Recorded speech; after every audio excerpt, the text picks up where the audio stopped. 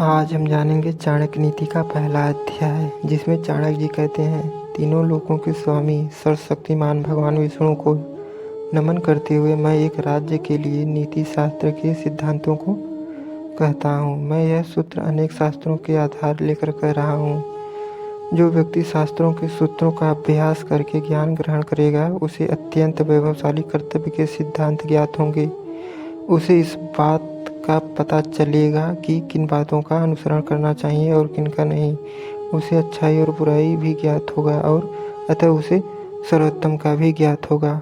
एक पंडित भी घोर कष्ट में आ जाता है यदि वह किसी मूर्ख को उपदेश देता है, यदि वह एक दुष्ट पत्नी का पालन पोषण करता है या किसी दुखी व्यक्ति के साथ अत्यंत घनिष्ठ संबंध बना लेता है।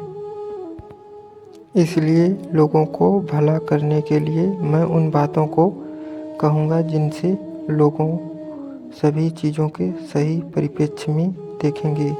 व्यक्ति को आने वाली मुसीबतों के लिए धन संचय करना चाहिए। उसे धन संपदा त्याग कर भी पत्नी की सुरक्षा करनी चाहिए। लेकिन यदि आत्मा की सुरक्षा की बात आती है तो उसे धन और पत्नी दोनों को तुच्छ समझना चाहिए। दुष्ट पत्नी, झूठा मित्र, बदमाश नौकर और सर्प के साथ निवास साक्षात मृत्यु के समान है। भविष्य में आने वाली मुसीबतों के लिए धन एकत्रित करें। ऐसा न सोचें कि धनवान व्यक्ति को मुसीबत कैसी। जब धन साथ छोड़ता है तो संगठित धन भी तेजी से घटने लगता है। उस देश में निवास न करें जहां आपकी कोई इज्जत नहीं हो, जहां आप रोजगार नहीं कमा सकते, आपका कोई मित्र नहीं हो और जहां आपको ज्ञान अर्जित न कर सकें। ऐसी जगह एक दिन भी निवास न करें जहां निम्नलिखित 5 न हो।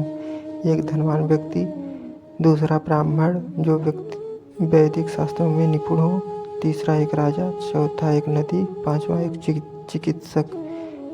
बुद्धिमान व्यक्ति को ऐसे देश में कभी नहीं जाना चाहिए जहां रोजगार कमाने का कोई माध्यम ना हो, जहां लोगों को किसी बात का भय ना हो, जहां लोगों को किसी बात की लज्जा न हो, जहां लोग बुद्धिमान न हो, जहां लोगों को वृत्ति दान धर्म करने की ना हो। नौकर की परीक्षा तब करें जब वह कर्तव्य का पालन न कर रहा हो। रिश्तेदार की परीक्षा तब करें जब आप मुसीबत में घिरे हो। मित्र की परीक्षा विपरीत परिस्थितियों में करें और जब आपका वक्त अच्छा न चल रहा हो तब पत्नी की परीक्षा करें। अच्छा मित्र वही है जो हमें निम्नलिखित परिस्थितियों में नहीं त्यागे। आवश्यकता पड़ने पर, किसी दुर्घटना पड़ने पर, जब युद्ध चल रहा हो, जब हमें राजा की दरबार में जाना पड़े और जब हमें शमशान घाट जाना पड़े। जो व्यक्ति किसी नाशवंत चीज के लिए कभी नाश नहीं होने वाली चीज को छोड़ देता है, वह तो उसे हाथ से अविनाशी वस्तु तो चली ही जाती है और इसमें कोई संदेह नहीं, नाशवान को भी वह खा देता है। एक बुद्धिमान व्यक्ति को किसी इज्जतदार घर की अविवाहित कन्या से किसी व्यंग होने के बावजूद भी विवाह करना चाहिए। उसे किसी हीन घर की अत्यंत सुंदर स्त्री से भी विवाहित नहीं करनी चाहिए। शादी विवाह हमेशा बराबरी के घरों भी उचित होता है। इन 5 पर कभी विश्वास न करें।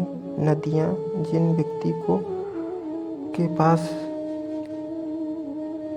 अस्त्र शस्त्र हो, नाखून और सींग वाले पशु, औरतें यहाँ संकेत भोली सूरत की तरफ है। बने बुरा न माने राजा घराने के लोगों पर।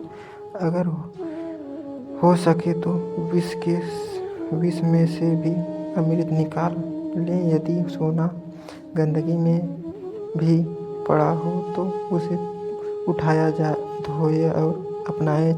निचले कुल में जन्म लेने वाले से भी सर्वोत्तम ज्ञान ग्रहण करें। उसी तरह यदि कोई बदनाम घर की कन्या भी महान गुणों से संपन्न है और आपको कोई सीख देती है तो महिलाओं में पुरुषों की अपेक्षा भूख 2 गुना हो, लज्जा 4 गुना, साहस 6 गुना और काम 8 गुना होती है।